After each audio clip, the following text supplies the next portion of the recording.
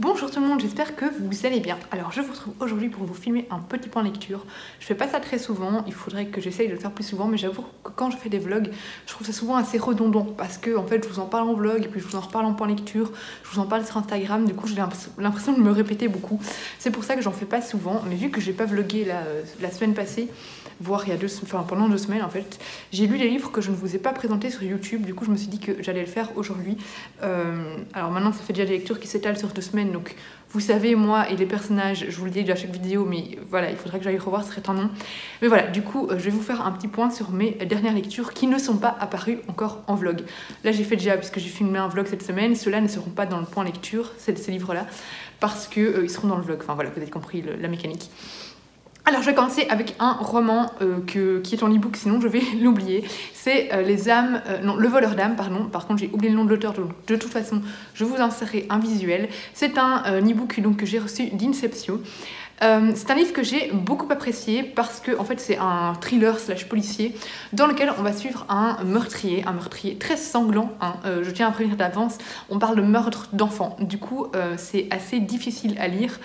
Dans le sens, voilà, c'est des gamines, pardon, c'est que des filles, entre on va dire 10 et 15 ans qui vont être tuées, et c'est assez glauque parce que le tueur leur arrache les yeux. Alors pas quand elles sont vivantes, mais quand même, voilà, c'est assez dur à lire, donc voilà, je préfère prévenir d'avance, ce sera pas pour tout le monde, je pense.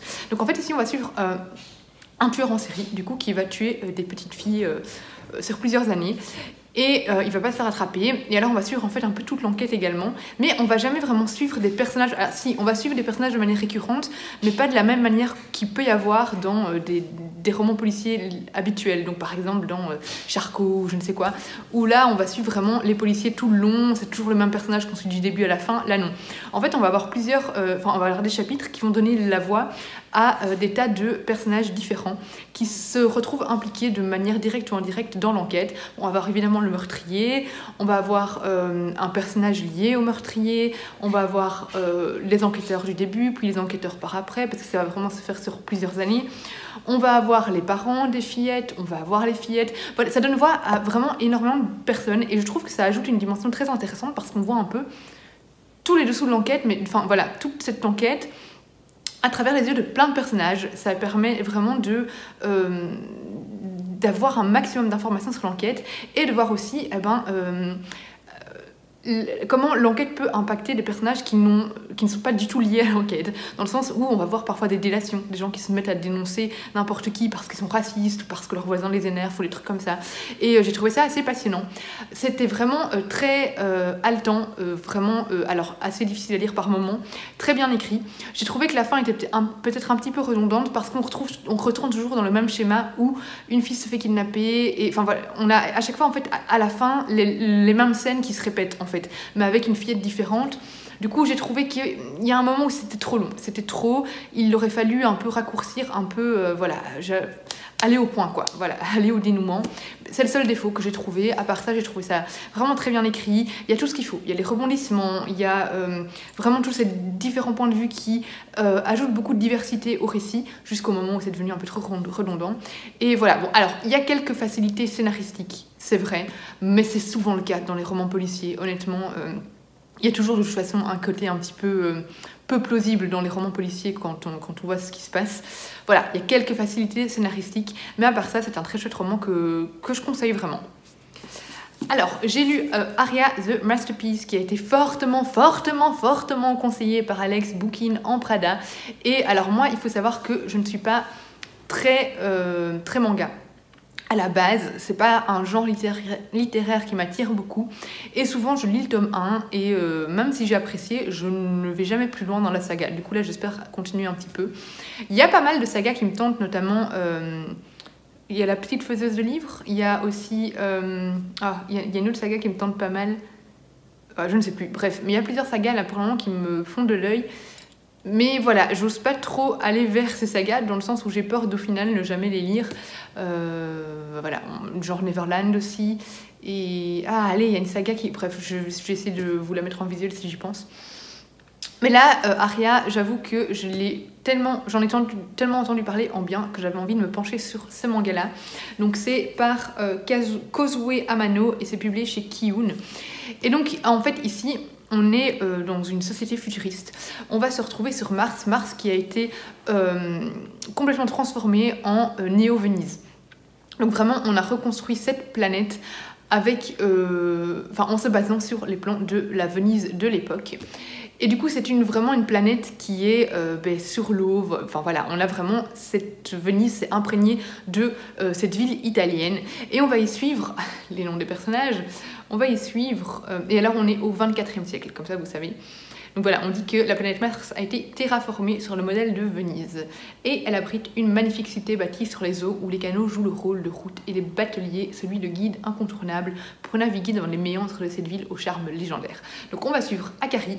Akari, elle, qui est une terrienne qui va vouloir aller sur Néo-Venise, du coup, pour devenir une ondine. Une ondine, c'est quoi? C'est une personne qui, tout simplement, conduit les gondoles et qui fait voyager les touristes, qui sert un peu de guide touristique. Et pour ça, elle va être engagée dans une société où le patron est un chat. Ça, j'ai adoré. J'ai trouvé que c'était vraiment un point assez original et assez loufoque de l'histoire et vraiment qui m'a fait sourire à de nombreuses reprises. Et donc, en fait, dans ce livre-là, on va suivre chaque petite histoire. Chaque chapitre, c'est une petite histoire différente où on a je vais y arriver, hein, Akari qui apprend le métier en fait. Et alors Akari, c'est une personne, elle me fait penser un peu à Anne de Green Gables dans le sens où elle est forte dans la lune, elle est très solaire, elle se laisse aller par sa joie de vivre en fait, tout simplement, et un rien l'emballe et elle est vraiment géniale. Et alors ce que j'ai adoré, c'est qu'il y a un autre personnage dans ce roman qui s'appelle, je ne sais pas si on aura le nom.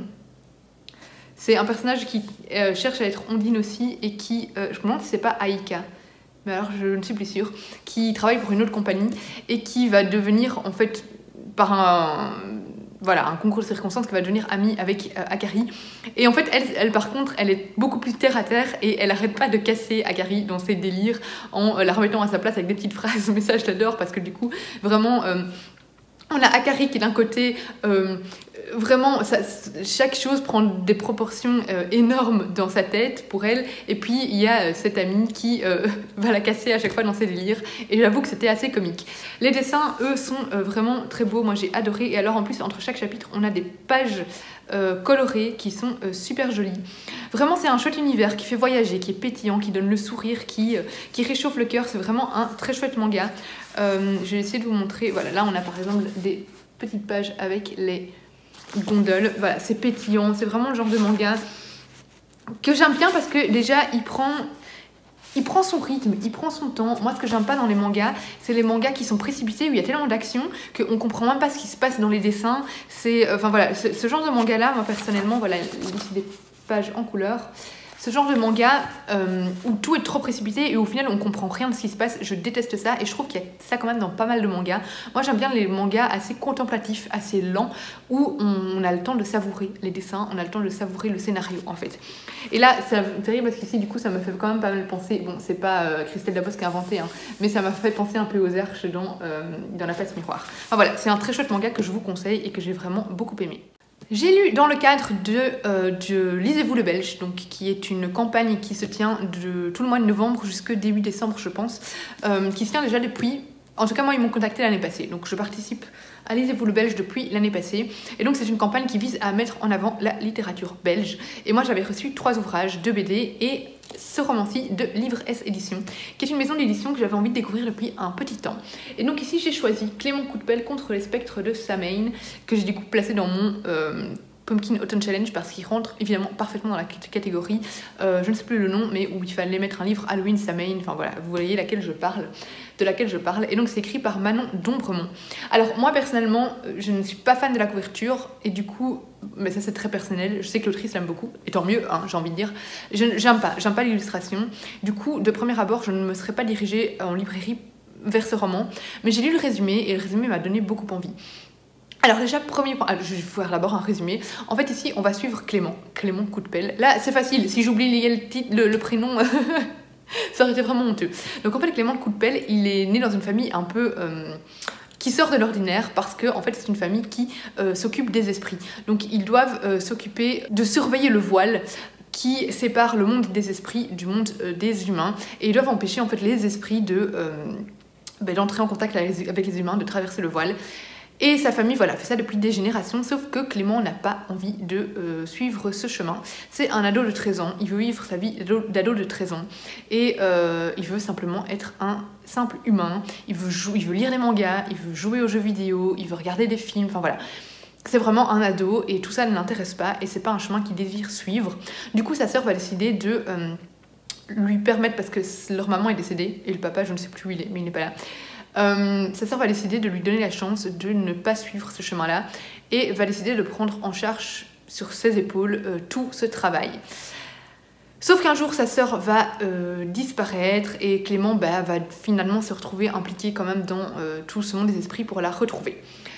Alors, j'ai beaucoup aimé, déjà j'ai adoré ce côté mélange surnaturel, esprit, avec ce côté geek en fait. C'est assez original, de nouveau, j'ai jamais rien lu de ce genre dans les livres fantastiques que j'ai pu découvrir, et j'en ai lu pas mal. On a vraiment ce mélange, mais l'autrice aime bien évidemment tout ce qui est jeux vidéo, etc. Donc ça se ressent dans le roman, mais on a vraiment ce côté ado, c'est vraiment un ado. On suit un ado qui va devoir évidemment mûrir un peu, prendre des décisions qui ne sont pas tout à fait adéquates avec son âge parce qu'il s'est retrouvé confronté à une situation non adéquate avec son âge également. Mais il reste très ado, il veut jouer aux jeux vidéo, il veut lire les mangas, il veut vraiment passer du temps avec son ami qui est mon personnage favori du roman d'ailleurs, c'est Takeshi, qui est, lui il connaît rien à la base du monde des esprits, et j'adore ses réactions. Ses réactions sont assez comiques et tout, et c'est vraiment un personnage que j'ai adoré.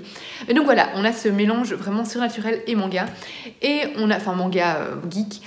Et on a également un autre point très positif, c'est que ça se déroule en Belgique. Parce que nombre de romans, que ce soit des romans belges ou français, se passent souvent à l'étranger. Et je trouve ça tellement dommage parce que je trouve qu'en Belgique, on a quand même un pays, un folklore, des traditions, enfin, on a plein de choses à exploiter qu'on n'exploite pas parce qu'on a peur que ça n'intéresse pas les gens. Alors que je vois pas pourquoi notre pays serait inintéressant, plus intéressant que les États-Unis par exemple, juste parce que les États-Unis ça fait très hollywoodien, ça envoie des paillettes dans les yeux, etc. Enfin voilà, ça fait très film, et pas la Belgique. Mais c'est dommage parce que du coup on n'exploite pas du tout notre pays, notre culture. Et là, ça se passe à Liège, et du coup on a vraiment toute cette culture belge, enfin pas toute la culture belge, mais on se sent en Belgique, et on a quelques... Enfin, on a le folklore belge qui prend une place énorme dans le roman. Surtout le folklore ici. C'est Liège ou c'est Mons là maintenant? J'ai un doute en fait. Ah, j'ai un doute. Non, c'est Liège. C'est Liège. Voilà, et du coup, elle va vraiment prendre les macrales, etc. Les macrales, c'est un mot belge pour, je ne sais même plus, les sorciers. Voilà, les sorciers. Voilà, et j'ai trouvé ça très chouette. Alors, en plus de ça, c'est vraiment très bien écrit. Il y a énormément de rebondissements, c'est drôle, c'est pétillant. C'était super chouette comme livre. Vraiment, j'ai vraiment beaucoup aimé. Je suis contente de ne pas m'être arrêtée à la couverture que personnellement je n'aime pas, parce que c'était vraiment un très chouette roman que j'ai adoré découvrir et que je ne peux que vous conseiller, avec plein de rebondissements, et on s'ennuie pas. Franchement, on s'ennuie pas dans ce roman. Et il se passe des choses assez chouettes, notamment des scènes avec un grand ver de terre que j'ai adoré. Enfin voilà, c'était chouette. C'est pas un livre qu'on voit partout. Et voilà, je trouve ça chouette de vous en parler. J'ai lu En sang. Alors les deux prochains, en fait, ce sont des livres qui sont sélectionnés pour le Plib. Et là, je viens de finir d'ailleurs Prospérer, virgule, point et la phrase sans fin. Mais je vous en parle dans un vlog, du coup, je n'en parlerai pas ici. Mais d'ailleurs, il me le faut trop dans ma bibliothèque parce que j'ai trop aimé ce livre et il est trop beau que pour rester en e-book. Mais bref, donc j'ai lu En sang de Johanna Marine, et je pense qu'il y a beaucoup de chances qu'il soit dans mes 5 finalistes parce que j'ai été complètement conquise par ce récit. Alors dans ce récit, on va être aux États-Unis, en Nouvelle-Orléans, en 1919. Oh, en 1919. Et on va y suivre divers personnages. C'est également un roman choral. Et c'est un steampunk en fait. Donc en fait on est en 1919, mais on a ce côté modernité qu'on retrouve dans les steampunk, avec tout ce côté industrie, voilà, qui est en plein l'industrie qui est en plein développement, avec tous ces automates, ces robots, etc. Ce mélange automate-robot. On va aborder notamment le droit des robots, voilà, de pouvoir voter, etc. Ça fait un peu référence au droit des Noirs, par exemple. Voilà, il y a énormément de références, parce qu'il y a énormément de racisme envers les automates.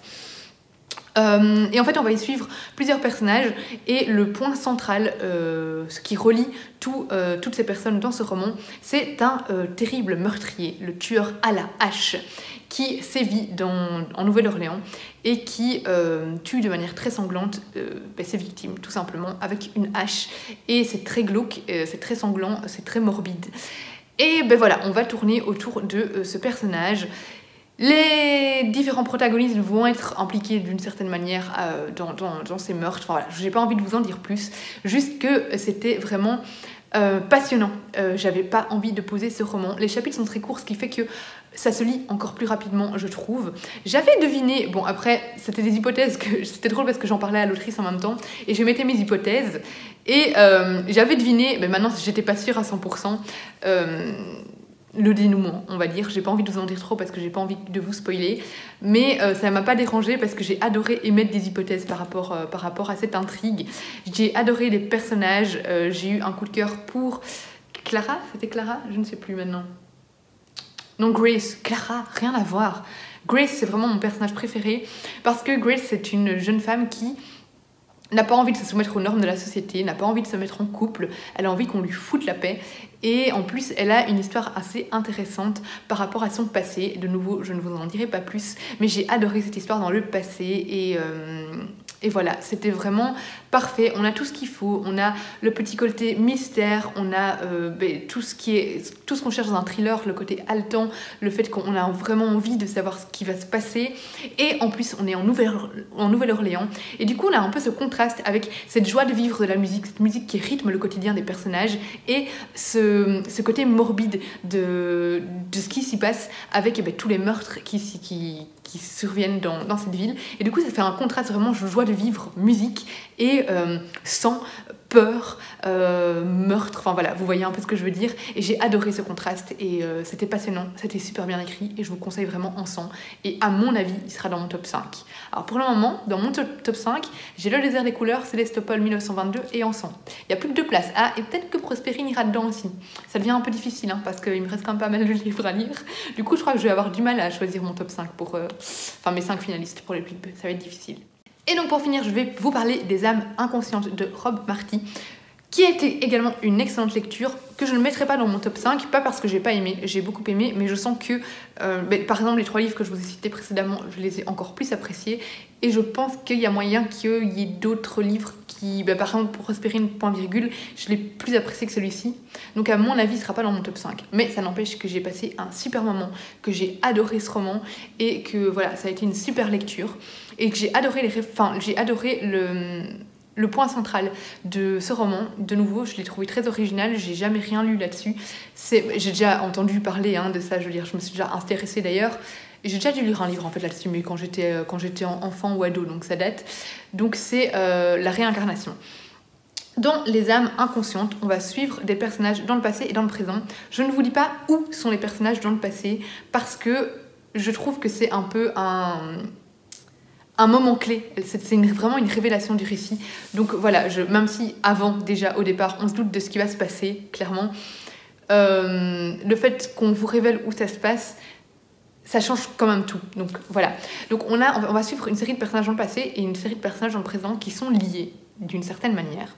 Les personnages dans le présent sont tous dans un climat en fait où, assez sombre, assez de nouveau angoissant, parce qu'il y a une série d'attentats il y a un attentat qui se déroule dans une boîte de nuit, et le terroriste va s'en sortir en fait, et on le cherche partout et on ne le trouve pas. Donc il y a un peu un climat angoissant, et en plus on va suivre évidemment quelques survivants de cette histoire, et on va suivre une psychiatre qui va s'occuper de divers personnages qui sont en fait tous... C'est un peu dur de vous expliquer. Ils ont tous des mots, en fait, des choses qui les embêtent. Par exemple, il y a un personnage qui a une voix dans sa tête, il y a un personnage qui a des tocs. Voilà. Puis évidemment, il y a nos survivants de l'attentat. Donc voilà. Et dans le passé, on va suivre une série de personnages qui, je vous dis pas l'époque non plus, qui vivent dans un village, et ils sont issus d'une famille assez réputée, assez aisée du village, qui a quand même pas mal de pouvoir, parce que, ils sont assez réputés. Et en fait, il va y avoir un révérend qui va un peu foutre le bordel, hein, clairement, parmi ce village. Je vous en dis pas plus, juste que ça parle de sorcellerie notamment, et voilà. Et ça parle, donc c'est un roman qui parle de réincarnation et qui aborde par la réincarnation pas mal de réflexions vraiment très intéressantes que j'ai trouvées, que j'ai vraiment trouvé bien expliquées, des jolies réflexions sur la vie, tout simplement, en fait, sur la mort et... voilà, j'ai vraiment beaucoup aimé ce roman. Je l'ai trouvé de nouveau, j'arrête pas de dire le mot original, mais c'est vrai que les romans ici que j'ai lus sont assez originaux et c'est ça qui fait du bien, c'est que ça change. Et il était extrêmement bien écrit, extrêmement bien travaillé, fouillé. C'est une mine d'informations sur la réincarnation. On apprend un peu par le carnet de la psychiatre. En fait, elle fait un livre, elle a écrit un livre, c'est pas son carnet en fait, c'est sur son livre sur la réincarnation. Mais du coup, elle explore les différentes manières de voir la réincarnation dans les différents pays, les différentes visions, les différentes vues, les différents points de vue sur la réincarnation. Et du coup, j'ai trouvé ça super intéressant. Et vraiment, c'est un roman génial. Je vais dire qu'il se dévore. Il se lit pas rapidement. Clairement, il ne se lit pas rapidement. Mais, enfin, en tout cas, pour moi, je l'ai pas lu rapidement. Mais on n'a pas envie de le lâcher, en fait. Il est vraiment... très intéressant et on a envie de savoir quels sont les liens entre les personnages, on a envie de savoir ce qui va se passer, ce qui va leur arriver. Donc voilà. Alors le début, j'étais un peu perdue entre tous les personnages, mais heureusement, au tout début, on nous donne une liste des personnages, voilà, maintenant, avant. Du coup, j'avoue qu'au début, je suis allée régulièrement revoir parce que j'étais complètement perdue et ça a fait que j'ai mis un peu plus de temps que prévu pour rentrer dans le roman, dans le récit. Mais à partir du moment où j'ai un peu assimilé l'histoire et les personnages, j'ai été complètement emportée par cette histoire et je vous la conseille fortement. C'est tout pour ce point lecture, j'espère que ça vous aura plu. Je vais essayer d'en faire plus régulièrement. N'hésitez pas à me dire si vous, ça ne vous dérange pas en fait d'avoir les points lecture en plus des vlogs. Je sais qu'il y en a qui le font régulièrement, par exemple Sarah Mrs. Book Yarmond, elle fait des points lecture avec les lectures qu'elle a déjà parlé en vlog et ça a l'air de ne pas déranger les gens, mais moi j'ai peur que ce soit trop redondant et que du coup mes points lecture n'intéressent pas. Donc après je sais que certaines personnes n'aiment pas voir les vlogs, donc ça permettrait à ces personnes-là d'avoir mes avis sur les livres en dehors des vlogs. Bon voilà, n'hésitez pas à me le dire en commentaire. N'hésitez pas à me dire également si vous faites partie du Plib et si vous avez déjà lu ces deux romans-là. Si un de ces romans ou ce manga vous tente, si vous en avez déjà lu un et si ça vous a plu. Et on se retrouve bientôt dans une prochaine vidéo. De toute façon, demain, vu qu'il y a une vidéo par jour. Donc bisous, je vous dis à demain.